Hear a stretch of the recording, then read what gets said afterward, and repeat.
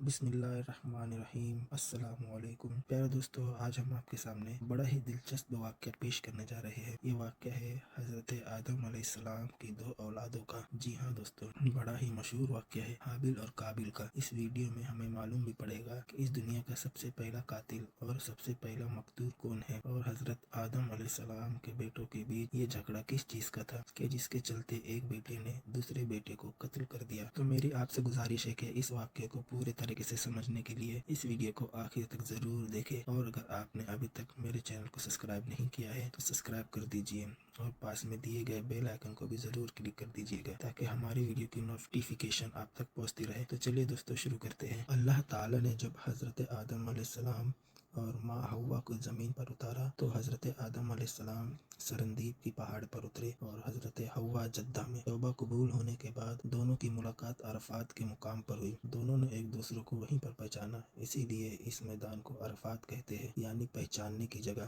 جب حضرت آدم علیہ السلام جنت سے آئے تھے تو ان سے عربی زبان بھی لے لی گئی تھی، یعنی بھلا دی گئی تھی۔ اتنے روز تک سریانی زبان میں کلام فرمایا تو توبہ قبول ہوئی، اور توبہ قبول ہونے کے بعد عربی زبان بھی عطا ہوئی۔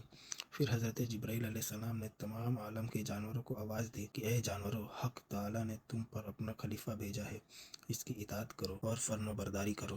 دریائی جانوروں نے سر اٹھا کر اطاعت ظاہر کی، اور خشکی کے جانور آپ کے آس پاس جمع ہو گئے تو حضرت آدم علیہ السلام ان پر ہاتھ پھیرنے لگے۔ جس پر ان کا ہاتھ پہنچ گیا وہ اہل اور خانگی بن گئے، جیسے گھوڑا، اونٹ، بکری، بلی وغیرہ، اور جس پر آپ کا ہاتھ نہ پہنچا وہ جنگلی و حبسی رہا، جیسے ہرن وغیرہ۔ اس واقعے کے بعد حضرت آدم علیہ السلام نے عرض کیا، اے میرے مولا، میری اولاد بہت کمزور ہے، ابلیس کا فریب بہت سخت ہے، اگر تو ان کی امداد نہ کرے تو وہ ابلیس سے کیسے بچ سکتے ہیں؟ حکم الہی آیا، اے آدم، تمہارے اور احکامات تھے، آپ کی اولاد کے اور احکام ہوں گے، ہم ہر انسان کے ساتھ ایک فرشتہ رکھیں گے۔ تب آپ نے خوش ہو کر شکریہ کیا۔ حضرت حوا 20 مرتبہ حضرت آدم علیہ السلام سے حاملہ ہوئی۔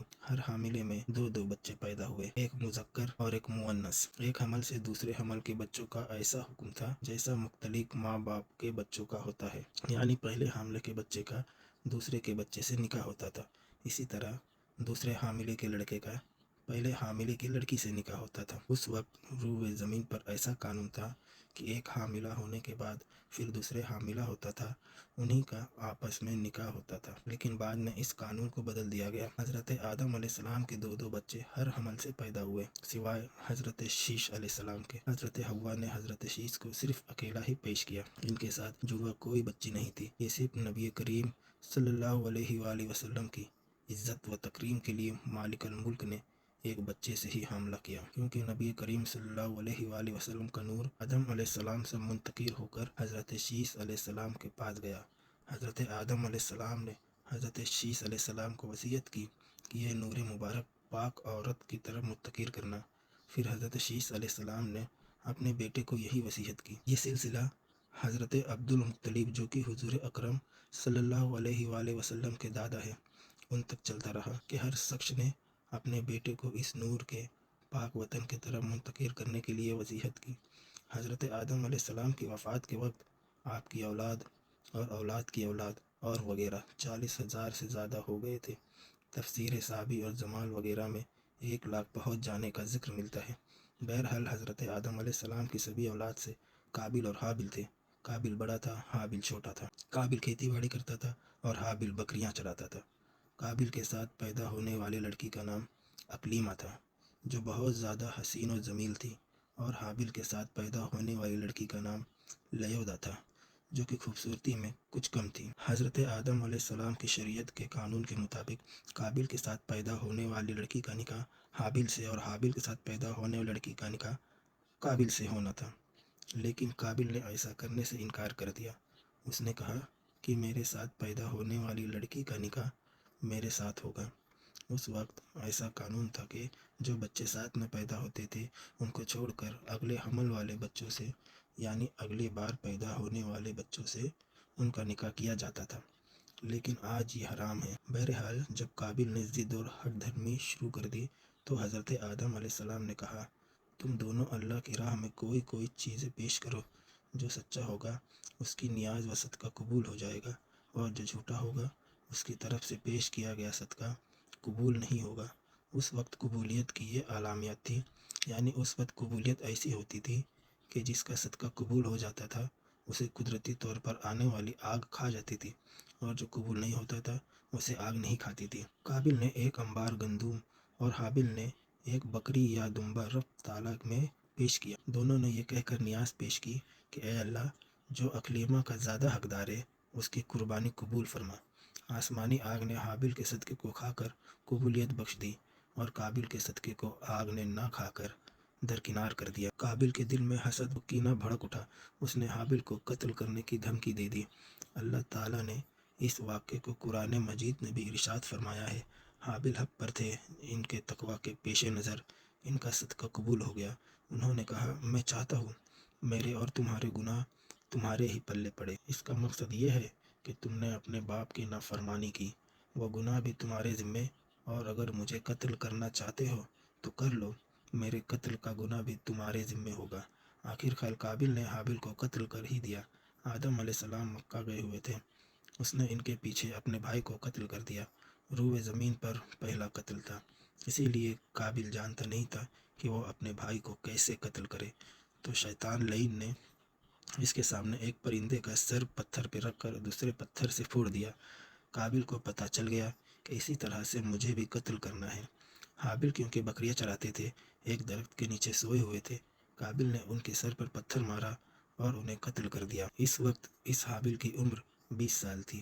عبد الرحمن بن فضالہ سے مر بھی ہے کہ جب قابل نے حابل کو قتل کر دیا تو اس کی عقل زائل ہو گئی، دل میں سمجھنے کی صلاحیت ختم ہو گئی، اسی طرح پاگل پن ہی رہا۔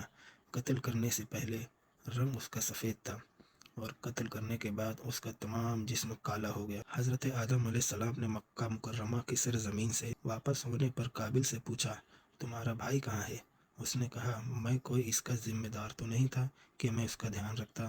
حضرت آدم علیہ السلام نے فرمایا، تم نے اسے قتل کر دیا ہے، اسی لیے تیرا جسم سیاہ ہو چکا ہے۔ حضرت ابن مسعود رضی اللہ تعالیٰ عنہ سے عمر بھی ہے کہ رسول اللہ صلی اللہ علیہ وآلہ وسلم نے فرمایا، جو شخص بھی ظالماً قتل ہوگا اس کے قتل کا عذاب آدم علیہ السلام کے بیٹے پر بھی ہوگا، کیونکہ سب سے پہلے اسی نے قتل کی ابتدا کی تھی۔ یعنی جس طرح قتل کرنے والے کو قتل کا عذاب ہوگا، اسی طرح سے قتل کی ابتدا کرنے والے کو بھی عذاب ہوتا رہے گا۔ حضرت آدم علیہ السلام بیٹے کے قتل پر اتنے غمزدہ ہوئے کہ 100 سال تک آپ مسکرائے نہیں، اور 100 سال کے بعد آپ کو ایک اور بیٹے کی بشارت دی گئی۔ یعنی آپ کو کہا گیا، اللہ تعالیٰ آپ کو زندہ رکھے، اللہ تعالیٰ آپ کو ایک اور بیٹا عطا فرمانے والا ہے، تو آپ مسکرائے۔ حضرت آدم علیہ السلام کو حابل کے قتل ہونے کے بعد حضرت شیث علیہ السلام عطا ہوئے، اور آدم علیہ السلام کے ولی عہد بنے۔ قابل نے جب حابل کو قتل کر دیا تو اب یہ نہیں جانتا تھا کہ کیا کرے، اسی طرح چھوڑ دینا، پر اس سے ایک خطرہ تھا کہ درندے کھا جائیں گے، تو وہ اپنے بھائی کی لاش کو بوری میں ڈال کر پھرتا رہا، یہاں تک کہ لاش بدبودار ہو گئی۔ اسے چھپانے کی کوئی ترکیب معلوم نہ تھی، اور اسے کوئی طریقہ بھی مل نہیں رہا تھا کہ میں اس لاش کا کیا کروں، بہت ہی پریشان تھا۔ علامہ ناظر رحمۃ اللہ علیہ نے اس مقام پر 3 وجہ بیان کیے ہیں۔ اگرچہ مشہور پہلی بات ہے کہ اللہ تعالیٰ نے 2 کوے بھیجے، دونوں لڑے، ایک نے دوسرے کو قتل کر دیا اور اپنی چونچ اور پنجے سے زمین پر کھریدا، اور مردہ کوے کی لاش کو اس گڈھے میں ڈال کر اور مٹی ڈال دی۔ اس سے قابل کو بھی پتہ چل گیا کہ مجھے بھی ایسا ہی کرنا ہے، اور بہت پریشان ہوا کہ میں اس کنویں سے زیادہ عزیز ہو گیا ہوں کہ میں اتنا بھی کام نہ کر سکا۔ قابل نے تنگ آ کر حابل کی لاش کو اسی طرح پھینک دیا۔ اللہ تعالیٰ نے کوے بھیجے جنہوں نے مٹی کھود کھود کر اس لاش پر ڈالی اور اس کو چھپا دیا۔ یہ دیکھ کر قابل کو بہت افسوس ہوا کہ حابل کو اللہ تعالیٰ نے اتنی عزت بخشی اور میں کتنا ذلیل ہو گیا۔ کوے کی عام عادت یہ ہے کہ وہ کھانے کی چیز اس کے پاس ہو تو اسے دوسرے وقت کے لیے زمین میں دبا دیتا ہے۔ اس لیے جب کسی چیز کو زمین میں چھپایا تو قابل کو پتہ چل گیا کہ مجھے بھی اپنے بھائی کی لاش کو ایسے ہی چھپانا ہے، اور ساتھ ساتھ کوے سے کم علم رکھنے کی وجہ سے بہت پشیمان بھی ہوا کہ مجھ سے تو کوا ہی اچھا ہے جسے چیزوں کو چھپانا آتا ہے۔